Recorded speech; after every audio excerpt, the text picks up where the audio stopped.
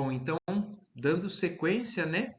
Nós estamos na segunda parte do livro Paulo Estevão, no capítulo 7, que se chama As Epístolas. Hoje é a última parte desse nosso estudo. Então, só para a gente relembrar, essa é a terceira viagem de Paulo, né? Nas pregações, na divulgação do Evangelho, da Boa Nova. E nessa viagem, depois de muitas dificuldades novamente, Paulo começa a chegar à conclusão que são tantas movimentos contra ele, né? Ele já está ficando conhecido cada vez mais, porque as sinagogas, o ambiente, né, dos hebreus acabam se comunicando e ele está criando problema em todas as cidades. E então o movimento está tão grande contra ele que ele está chegando à conclusão que o projeto dele de divulgar o evangelho no Oriente já está chegando, já está se encerrando. Ele está querendo sair e partir para outros locais, né, para o Ocidente, agora basicamente Roma. Um dos sonhos dele seria pregar, né, na capital do grande império, também para a Espanha e outros locais. Mas então ele, com esse momento que ele chega à conclusão que para evitar problemas para os amigos deles, né, para os outros cristãos que trazem menos confusão, ele está decidido a fazer isso. Só que quando ele decide isso, chega um emissário, né, vindo de Jerusalém, pedindo socorro para Paulo.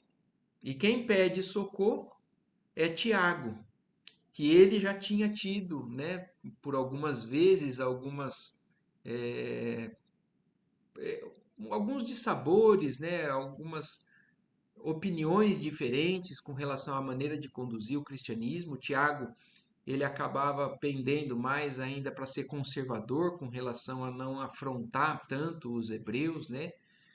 E só que nesse momento chega justamente esse pedido na hora que ele está decidido a ir para Roma. Ele está em Corinto ainda, e quando chega a carta ele fica meio perdido até, porque na verdade é uma pessoa que ele tem uma certa desavença, ele tem uma dificuldade. E ele é um pedido de socorro que ele não acolhe muito bem logo de início, e ele está indo realizar um sonho, que é ir para Roma.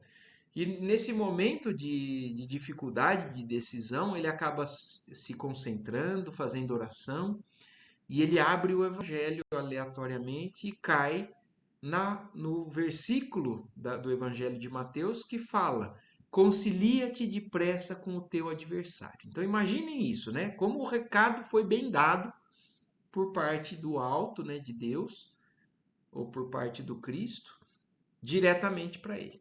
Então quando ele lê aquilo, ele até fica impressionado. E aí nós vamos continuar justamente dessa parte. Diante dessas palavras judiciosas, não dissimulou o assombro, recebendo-as como um alvitre divino, para que não desprezasse a oportunidade de estabelecer com o apóstolo Galileu os laços sacrossantos da mais pura fraternidade. Não era justo alimentar caprichos pessoais na obra do Cristo. Então Paulo ele tinha conseguido superar as dificuldades em diversos setores, né, em toda essa jornada dele. Mas ele tinha ainda esse ponto que ele não tinha ainda resolvido adequadamente e tinha deixado para trás. Mas ele está sendo chamado nesse momento a fazer com que os laços que ele tem com Tiago sejam de verdadeira fraternidade. E pensando, né?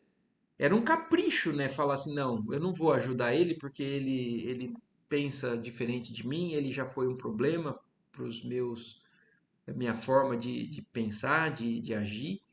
Então, por conta disso, eu não vou voltar lá. Mas agora ele está entendendo a necessidade é da obra do Cristo, não é nada pessoal. Então, no feito em perspectiva, não era Tiago o interessado na sua presença em Jerusalém, era a igreja, era a sagrada instituição que se tornara tutora dos pobres e dos infelizes. Provocar as iras farisaicas sobre ela não seria lançar uma tempestade de imprevisíveis consequências para os necessitados e desfavorecidos do mundo? Então, porque por um problema pessoal com Tiago, ele poderia falar assim: ah, ele quis agir daquela maneira, agora deixa que os fariseus acabem com ele ou deem a lição a ele. Mas o que ele está refletindo é justamente isso. Mas escuta, não é Tiago, é a igreja, é o propósito, é o Cristo. É aquele monte de gente que ele vê que é ajudada na igreja que vai ser prejudicada.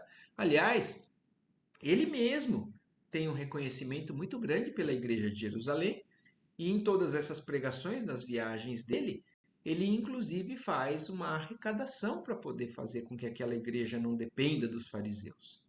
E aí, pensando tudo isso, e principalmente depois que ele lê o versículo, ele está agora tendo claro o que ele deve fazer. Recordou a juventude e a longa perseguição que chegara a mover contra os discípulos do crucificado. Teve a nítida recordação do dia em que efetuara a prisão de Pedro entre os aleijados e os enfermos que o cercavam, os soluçantes. Então ele se lembrou até de quando ele fez o que estava para acontecer de novo, por ordem dos outros fariseus, né, radicais, como ele já foi em tempos atrás. Então, isso estava vindo também à tona, né, à memória dele. Lembrou que Jesus o chamara para o divino serviço às portas de Damasco, que desde então sofrera e pregara, sacrificando-se a si mesmo e ensinando as verdades eternas, organizando igrejas amorosas e acolhedoras, onde os filhos do Calvário tivessem consolo e abrigo, de conformidade com as exortações de Abigail. Vocês se lembram que quando ele retoma, né, naquela trajetória inicial que ele foi para Jerusalém, foi mal recebido, foi para Tarso, é que o pai coloca ele para fora de casa. Logo em seguida, ele se vê sozinho, né, nas montanhas lá de Tauro, e ele dentro de uma caverna recebe a visita de Abigail e de Estevão. E Abigail fala justamente para ele isso, que ele cuidasse dos filhos do Calvário. E desde então o que ele faz é seguir essa orientação dele. E os filhos do Calvário agora estariam sendo prejudicados, maltratados em Jerusalém.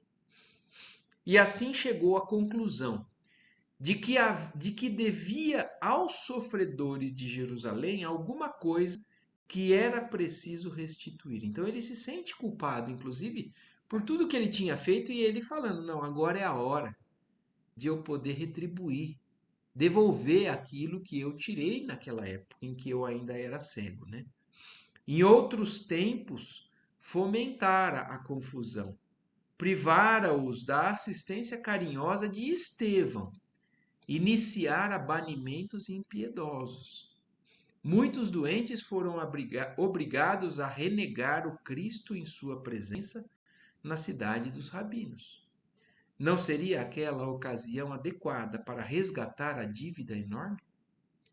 Paulo de Tarso, iluminado agora pelas mais santas experiências da vida, com o Mestre amado, levantou-se e, a passos resolutos, dirigiu-se ao portador que o esperava em atitude humilde. Quer dizer, ele leu aquela carta, refletiu, orou, e ainda o mensageiro estava ali esperando, né? O que ele tinha a dizer da carta que ele tinha lido. E aí ele responde em atitude humilde: amigo, vem descansar, que bem precisas. Levarás a resposta em breves dias. E aí o mensageiro, né? Ireis a Jerusalém? Interrogou Abdias com certa ansiedade, como se conhecesse a importância do assunto. Sim, respondeu o apóstolo. Então ele decidiu, né, com essas reflexões, a oração e a mensagem.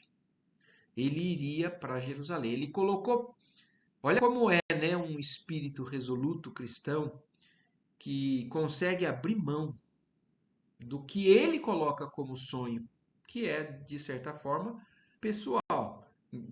É claro que com o intuito, né, o propósito de divulgar o Cristo, mas aonde fazer essa divulgação, de que maneira fazer essa divulgação, são caprichos muitas vezes, né? E ele tinha esse sonho e na hora em que ele é chamado, ele atende o chamado. Então ele deixa para trás, porque imagine, se a gente for na. A gente já viu também o quanto é difícil naquela época se deslocar. E ele faz isso andando a pé muitas vezes, e isso leva meses. Então, se a gente for aqui, ó, nessa trajetorinha roxa, essa é a terceira viagem de Paulo, ó. Ele saiu de Jerusalém, passou por Tarso, passou por Antioquia, passou por Troade, foi para Filipos, Tessalônica, chegou em Atenas. Atenas ele realmente teve uma grande decepção e foi para Corintos. Em Corinto, né, ele está aqui já há algum tempo, decidido a ir para esse lado, ó, a Itália. Olha a dificuldade de chegar aqui e ele está para ir para a Itália, para Roma. E olha para onde ele volta. Tem que voltar, decide fazer o caminho inverso. Voltar agora para Jerusalém. E aí então o emissário foi tratado com todo carinho. Paulo procurou ouvir as impressões pessoais sobre a perseguição novamente desfechada contra os discípulos do Cristo. Buscou firmar ideias sobre o que competia fazer, mas não conseguia furtar-se a certas preocupações imperiosas e aparentemente insolúveis. Porque nós temos que também entrar no contexto de novo, né? Vamos nos lembrar. Ele está sendo perseguido por todos os lados e cada vez mais intensamente. Ele está decidindo fugir do Oriente, fugir de uma luta contra ele que toda a ordem principal vem de Jerusalém. E aí ele decide ir de encontro aonde estão perseguindo ele. E aí, então, apesar de estar decidido que ele vai, as preocupações ou como agir, ele está inseguro. Então, uma das questões que ele fica pensando é como proceder em Jerusalém. Vou chegar lá, tudo bem, e aí? O que eu faço? Que espécie de esclarecimentos deveria prestar aos rabinos do Sinédrio? Ele já foi lá e já foi maltratado, já foi mal recebido. Qual o testemunho que competia dar? Ele não sabe exatamente para que ele está sendo chamado. Por ordem do alto, né? Por ordem do sinédrio, dos rabinos, ele sabe. Eles vão querer que ele desfaça o que ele está fazendo, ou desista, renuncie. Mas e por parte do Cristo? Qual o testemunho que ele está sendo chamado a fazer? Grandemente apreensivo, adormeceu aquela noite depois de pensamentos torturantes e exaustivos. Sonhou, porém, que se encontrava em longa e clara estrada tonalizada de maravilhosos clarões opalinos. Não dera muitos passos quando foi abraçado por duas entidades carinhosas e amigas. Olha lá de novo a presença, né, dos dois com ele. Eram Gesiel e Abigail, que o enlaçavam com indizível carinho. Extasiado, não pôde murmurar uma palavra, não conseguiu falar.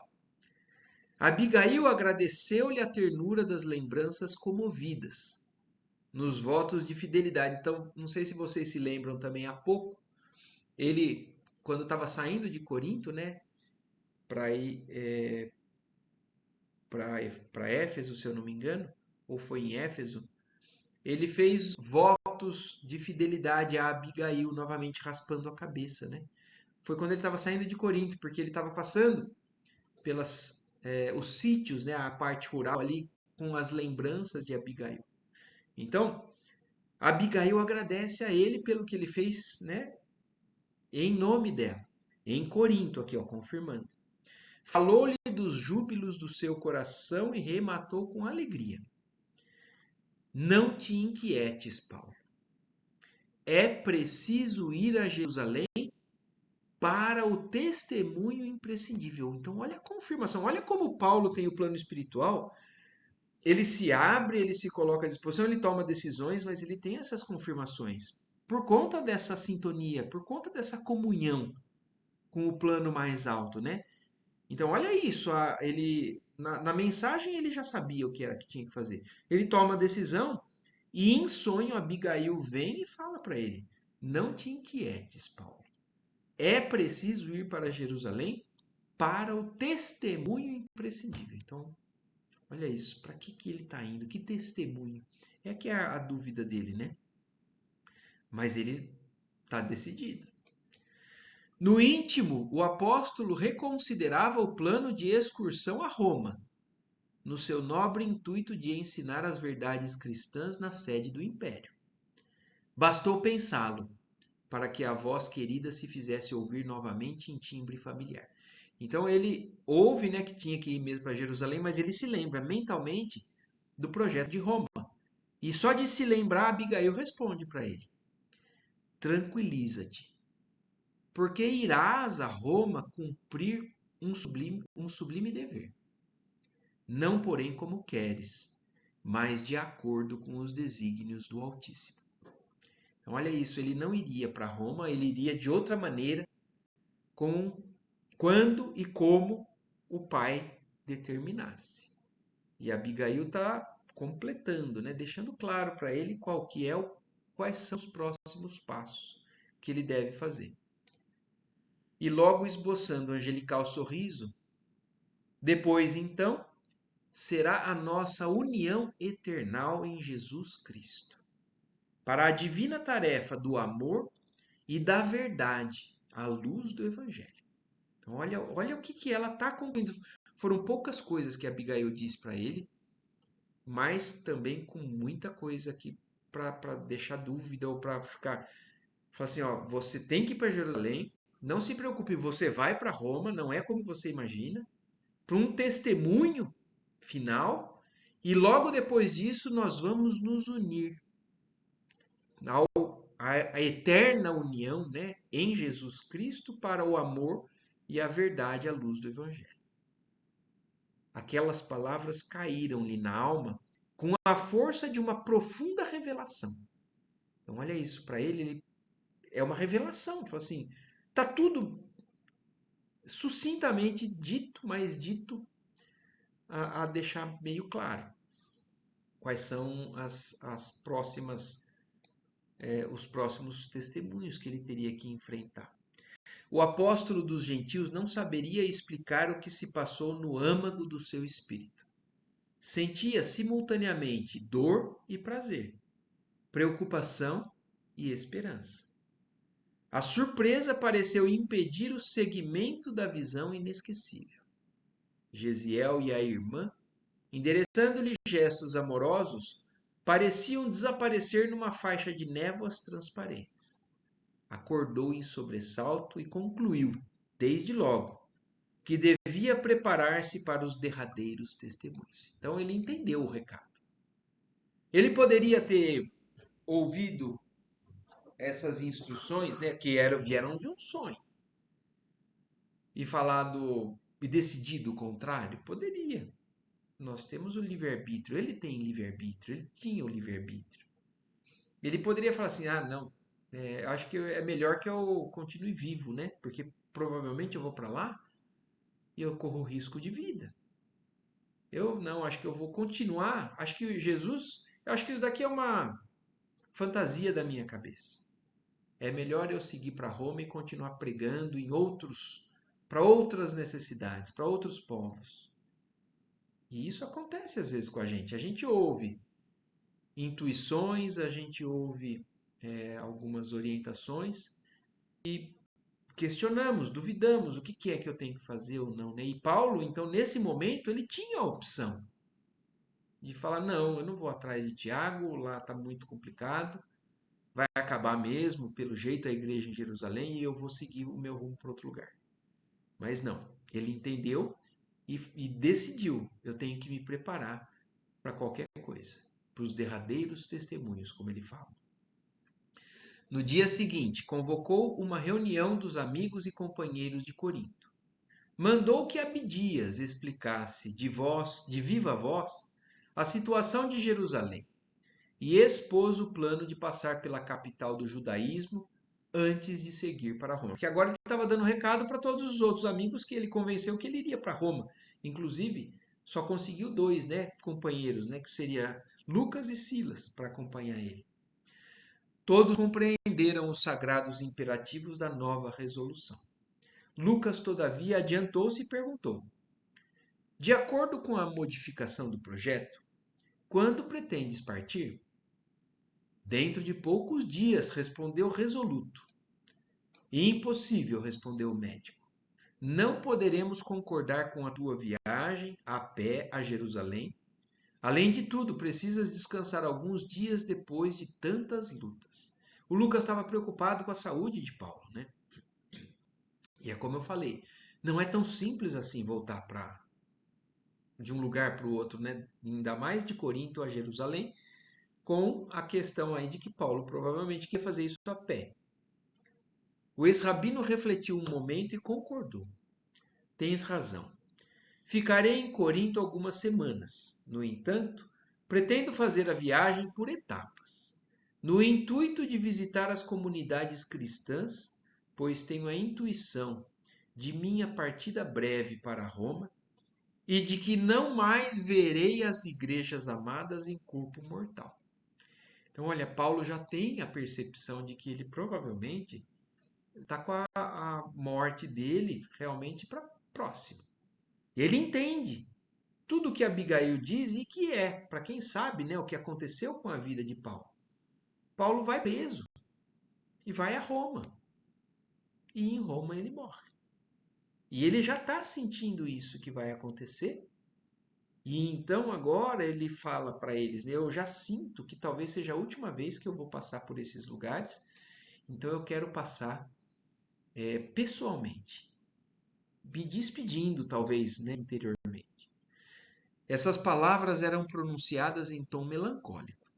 Lucas e os demais companheiros ficaram silenciosos e o apóstolo continuou. Aproveitarei o tempo instruindo Apolo sobre os trabalhos indispensáveis do Evangelho nas diversas regiões da Acaia. Em seguida, desfazendo a impressão de suas afirmativas menos animadoras, no tocante à viagem a Roma, incutiu novo alento ao auditório, emitindo conceitos otimistas e esperançosos. Traçou vasto programa para os discípulos, recomendando atividades à maioria entre as comunidades de toda a Macedônia, a fim de que todos os irmãos estivessem apostos para as suas despedidas. Outros foram despachados para a Ásia, com idênticas instruções. Então, olha isso, né? Como Paulo já com a sensação do que iria acontecer, começa a organizar, a instruir, a delegar funções para aqueles que ficariam e continuariam com a missão.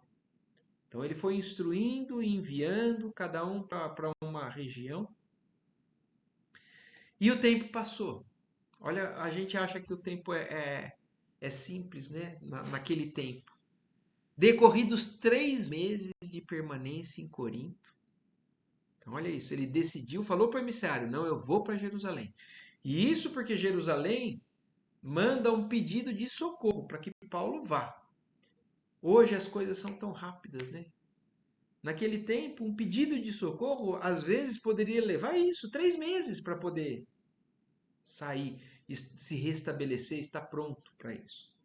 Então passou-se 3 meses de permanência em Corinto. Novas perseguições dos judeus foram desfechadas contra a instituição. A sinagoga principal da Acaia havia recebido secretas notificações de Jerusalém. Então, olha isso, né? Em Corinto, novas, né, investidas da sinagoga por ordens de Jerusalém. Olha isso. A sinagoga de Corinto recebeu ordens secretas de Jerusalém para que fosse, então, atrás de Paulo. Nada menos, olha qual é a secreta notificação que eles receberam. nada menos que a eliminação do apóstolo, a qualquer preço. Então, olha como os fariseus, né, os rabinos, estavam já no limite do que queriam deixar com que Paulo continuasse agindo. Porque, como eu falei, imaginem isso, né? Ele vai em cada cidade, promove um problema, deixa, né, a sua semente e parte para a próxima. Tudo bem. A notícia talvez, as mensagens não são como hoje, mas elas andam também. Então, quando tinha problema numa cidade, falava, mas ele causou problema aqui, causou problema lá, causou. E lá em Jerusalém, que era a igreja principal, né, o principal o centro, né, dos hebreus, também fazem reuniões e falam: meu Deus, de novo, o Paulo, mais uma vez, o nosso Paulo, né, o ex-rabino, é ele quem está fazendo tudo isso, acabem com ele. Então, foi a ordem, é a ordem que está sendo corrida em toda a região.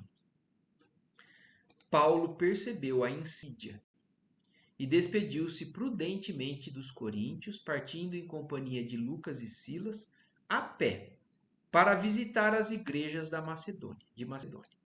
Então, quando começaram de novo, ele já percebe que tem que sair. Então, rapidamente já vai embora. Por toda parte pregou a palavra do evangelho, convencido de que era a última vez que fixava aquelas paisagens.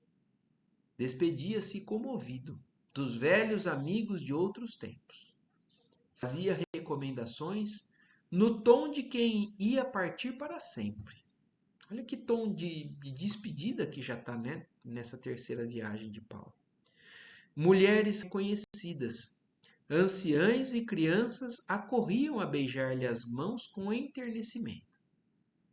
Chegando a Filipos, cuja comunidade fraternal lhe falava mais intimamente ao coração, sua palavra suscitou torrentes de lágrimas. A igreja amorosa, que vicejava para Jesus à margem do Gangas, consagrava ao apóstolo dos gentios singular afeição. Lídia e seus numerosos auxiliares, num impulso muito humano, queriam retê-lo em sua companhia. Insistiam para que não prosseguisse, receosos das perseguições do farisaísmo. E o apóstolo, sereno e confiante, acentuava. Então imagina, quem é que vai concordar? Aquele Paulo, né? Que estava criando vínculos afetivos com todo mundo que entendia o trabalho dele e amavam ele. Imagina ouvindo ele falar assim: não, eu estou indo para lá, para onde vivem os chefões. Né? Se eu estou tendo problemas aqui, se ele estava tendo problemas nesses locais menores, imaginem lá. Então ninguém queria entender ou concordar com isso. E ele respondia: não choreis, irmãos. Convicto estou do que me compete fazer e não devo esperar flores e dias felizes. Cumpre-me aguardar o fim na paz do Senhor Jesus. A existência humana é de trabalho incessante e os derradeiros sofrimentos são a coroa do testemunho. Eram exortações cheias de esperanças e alegrias, por confortar os mais tímidos e renovar a fé dos corações fracos e sofredores. Dando por terminada a tarefa nas zonas de Filipos, Paulo e os companheiros navegaram com destino a Troade. Nesta cidade, o apóstolo fez com inexcedível êxito a derradeira pregação na 7ª noite de sua chegada, verificando-se o célere incidente com o jovem Eutico. Então, foi um acontecimento também na trajetória de Paulo, né, que é marcante. Então, lá em Troade, né, na 7ª noite que ele estava lá já, quando ele faz a pregação, acontece um incidente com esse jovem, né? E que cai. Ele cai da janela do 3º andar do prédio em que se realizavam as práticas evangélicas, sendo imediatamente socorrido pelo ex-rabino, que o colheu semi-morto e devolveu-lhe a vida em nome de Jesus. Então, mais uma, né, das curas, né, dos milagres, dos supostos milagres, né, em nome de Jesus, que os apóstolos e Paulo principalmente muitas vezes fez. Então, esse foi mais um, foi nesse momento aqui da trajetória dele. Em Troade, outros confrades se reuniram à pequena caravana. Atentos à recomendação de Paulo, partiram com Lucas e Silas para Assos, a fim de contratar a preço módico algum velho barco de pescadores, porquanto o apóstolo preferiria viajar desse modo entre as ilhas e os portos numerosos para despedir-se dos amigos e irmãos que por ali mourejavam. Então imaginem o seguinte, né? Agora, mas antes era só Lucas e Silas que estavam acompanhando ele. Entrou mais alguns, né? Se juntaram a eles. E naquele momento ele pede para que eles vão na frente para poder alugar um barco. Olha aqui, vamos voltar na viagem dele, né? Então ele saiu de Corinto e indo então, primeiro, né, ele passou ali pela Macedônia, indo para Macedônia, ele ia para Éfeso, mas ele ainda está aqui pedindo com que eles peguem um barco. Não, ele foi para Filipos, né? Filipes. Talvez aqui, ó, não esteja exatamente como está no livro, porque o livro nos traz informações novas que o cristianismo até então conhecia. Mas então aqui ele pede para que eles vão pegar um barco, porque ele estava querendo fazer essa viagem de volta, passando por essas pequenas ilhas, aonde ele tinha, né, feito muitas amizades também, porque ele queria também se despedir. Assim aconteceu. E enquanto os colaboradores tomavam embarcação confortável, o ex-rabino palmilhou mais de 20 quilômetros de estrada só pelo prazer de abraçar os continuadores humildes da sua grandiosa faina apostólica. Adquirindo em seguida um barco muito ordinário, Paulo e os discípulos prosseguiram a viagem para Jerusalém, distribuindo consolações e socorros espirituais às comunidades humildes e obscuras. Em todas as praias eram gestos comovedores a deuses amargurosos. Em Éfeso, olha isso, agora eles estão passando por Éfeso. Pela última vez ali, Éfeso, então a cidade onde mora Maria, né? A mãe de Jesus. Maria com João. Então ele fazendo esse caminho de volta com o barco, parando em Éfeso agora. Em Éfeso, porém, a cena foi muito mais triste, porque o apóstolo solicitara o comparecimento dos anciães e dos amigos para falar-lhes particularmente ao coração. Não desejava desembarcar. Olha isso, ele não saiu do barco. Ele parou em Éfeso e pediu para que eles fossem se encontrar com Paulo no barco, porque ele queria evitar mais confusão. Ó, no intuito de prevenir novos conflitos que lhe retardassem a marcha. Mas, em testemunho de amor e reconhecimento, a comunidade em peso lhe foi ao encontro, sensibilizando-lhe a alma afetuosa. Então, imagina ele pedindo que alguns fossem. A hora que ele viu a multidão que estava ali, né, próximo do barco, para poder retribuir ao carinho que ele sempre demonstrou para todos, fez com que ele se sentisse extremamente sensibilizado.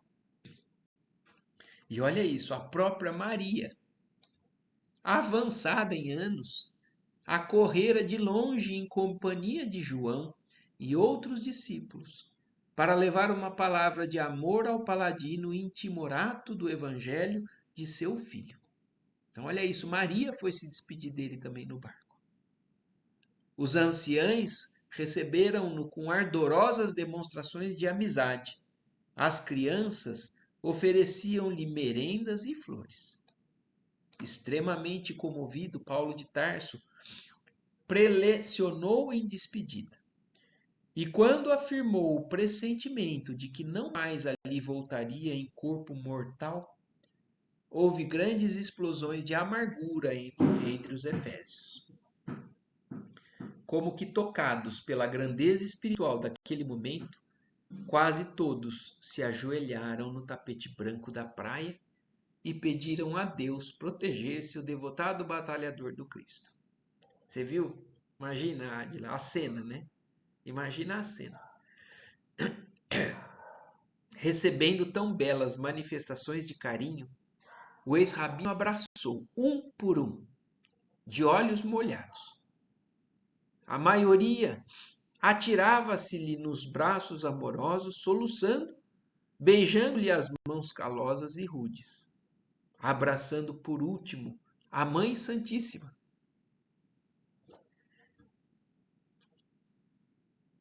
Paulo tomou-lhe a destra e nela depois um beijo de ternura filial. A viagem continuou com as mesmas características. Rhodes, Pátara, Tiro, Ptolomaida e finalmente Cesareia. Então, dessa maneira foi acontecendo, se despedindo, até chegar em Cesareia, que era o porto ali pertinho já de Jerusalém. Nesta cidade, hospedaram-se em casa de Filipe. Filipe, né, que era um dos apóstolos do Cristo, que ali fixara a residência desde muito tempo. O velho companheiro de lutas informou Paulo dos fatos mínimos de Jerusalém, onde muito esperavam do seu esforço pessoal para a continuação da igreja. Muito velhinho, o generoso Galileu falou da paisagem espiritual da cidade dos rabinos, sem disfarçar os receios que a situação lhe causava. Não somente isso constrangeu os missionários. Então, olha isso, em Filipe já estava do lado, né, de Jerusalém. E ali, em Cesareia, né, e Filipe falando que eles estão, a esperança da igreja em Jerusalém é que Paulo pudesse fazer algo. Ao mesmo tempo que eles têm um receio muito grande, porque sabem que Paulo é o mais perseguido e muito provavelmente ele pode ser aniquilado ali.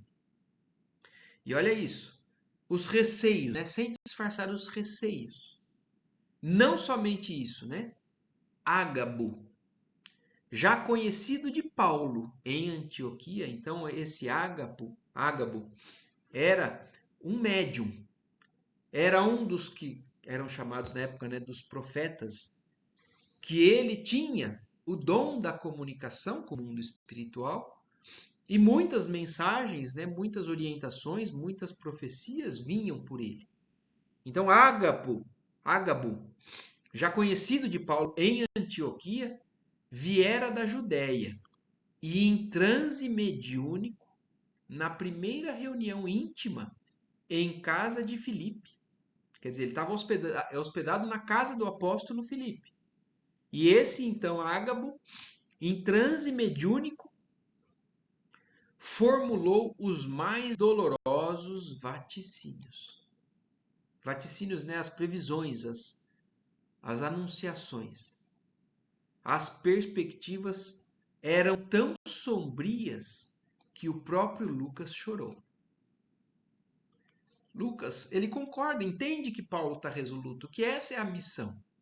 Mas agora, né, o que foi ouvido nesse trabalho mediúnico, as previsões eram tão sombrias que o próprio Lucas chorou. Os amigos rogaram a Paulo de Tarso que não partisse. Então, olha isso, a humanidade, né, ainda querendo preservar, apesar de Abigail, né, a abertura do evangelho mostrou para Paulo qual que é o caminho, mas os amigos não querem que ele vá. Então, os amigos pediram para que ele não fosse para lá. Seria preferível a liberdade e a vida a benefício da causa. Então, para que ele vai lá dar esse testemunho e morrer na mão dos rabinos? Não é melhor que ele continue vivo e pregando? Não é melhor realmente que ele vá para o Ocidente como ele planejava? São dúvidas que acontecem, naturais, por preservação, por amor, né? E aí os apóstolos, os amigos de Paulo, né, pedem para que ele não vá. Ele, porém, sempre disposto e resoluto, referiu-se ao Evangelho. Comentou a passagem em que o Mestre profetizava os martírios que o aguardavam na cruz e concluía arrebatadamente: por que chorarmos magoando o coração? Os seguidores do Cristo devem estar prontos para tudo. Por mim, estou disposto a dar testemunho, ainda que tenha de morrer em Jerusalém pelo nome do Senhor Jesus. Olha o que é Paulo, né? Porque na história é bonito, né? No livro, agora isso na vida real. Quem é que faz o que ele está fazendo, né? Quem é que vai de encontro com a morte? Sabendo que também tem outras possibilidades de continuar servindo. A impressão dos vaticínios de Ágabo ainda não haviam desaparecido quando a casa de Filipe recebeu nova surpresa no dia imediato. Os cristãos de Cesareia levaram à presença do ex-rabino um emissário de Tiago, de nome Mnasson. Então, outro emissário de Tiago, vindo então de Jerusalém, chega ali em Cesareia e é levado até Paulo.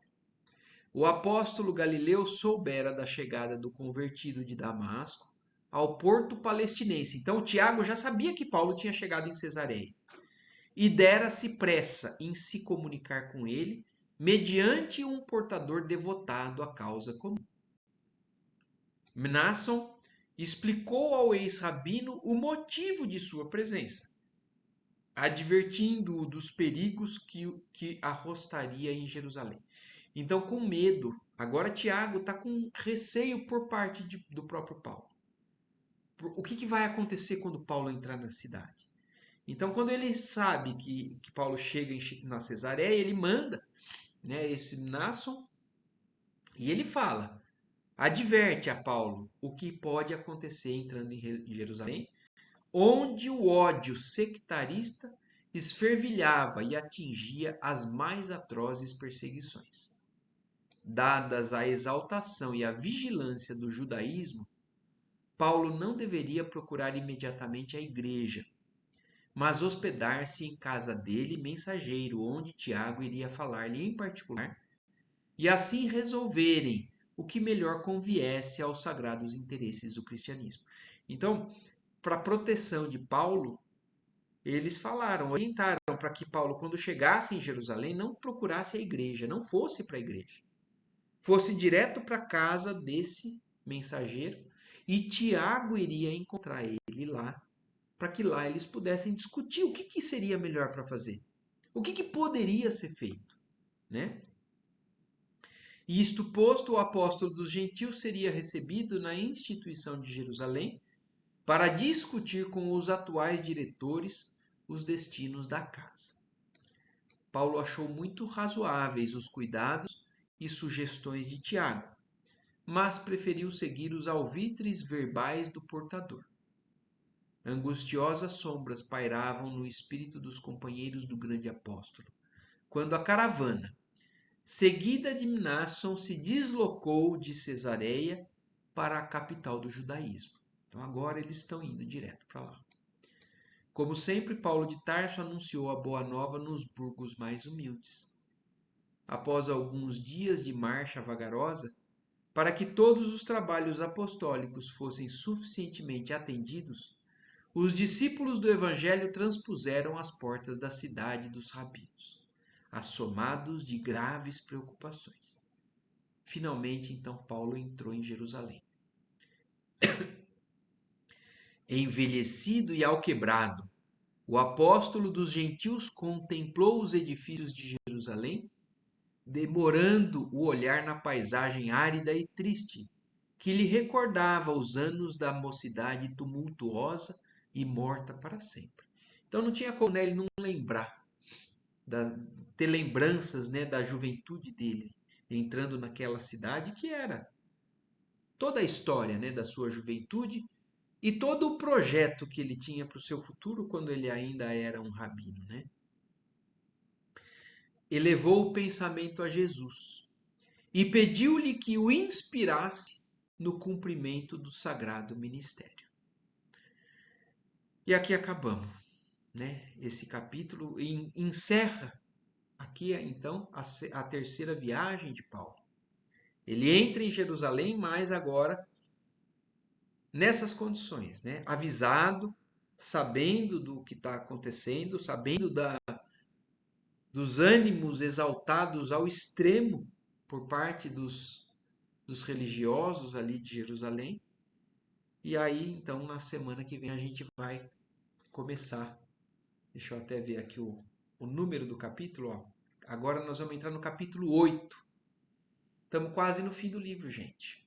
8, 9, 10. O martírio em Jerusalém. Certo? É uma viagem que a gente entra, né? E que ela nos ajude, nos inspire a poder ajudar a fazer algo, não é do mesmo nível, né? Mas fazer um pouco do que a gente é capaz. Para que a gente seja estimulado a dar o mesmo tipo de testemunho quando a gente for chamado. A ser sempre resoluto como Paulo é em relação às facilidades ou às dificuldades. Que a gente aprenda cada vez mais com a vida de Paulo e com a vida desses principiadores, né, do cristianismo aí da nossa trajetória cristã, certo? Alguma Muito coisa que bonito. vocês queiram aí fazer observação do que desses últimos trechos aí? Muito bonito. Eu fiquei pensando que acho que essas informações assim, a espiritualidade só pode dar para um espírito que tenha já seja muito evoluído, né, Marco? Essas informações de que provavelmente ele iria morrer e tudo, até para que tenha capacidade de lidar com essa informação, né? Não seria qualquer um que Não seria útil, né, Bruna, para qualquer pessoa, acho que um pouquinho abaixo do nível de Paulo. é, Mas para ele realmente eles já conhecem, né, o que. Aliás, é incrível pensar nisso, né? Como Jesus, quando manda Ananias ir encontrar Paulo, quando cega ele, na fase em que ele ainda é endurecido, Jesus fala para Ananias: vai, porque ele é para mim um vaso escolhido. é, Jesus já conhece sabia o potencial dele, exatamente. é incrível mesmo. Eu acho que poucos conseguiriam lidar da forma com que ele Exatamente, lida Bruno. com toda a situação. E ele teve muito exemplo ali, né, da Abigail, que esteve, né? Sim, que foram, eu acho que é a maior, Da, o estímulo, né?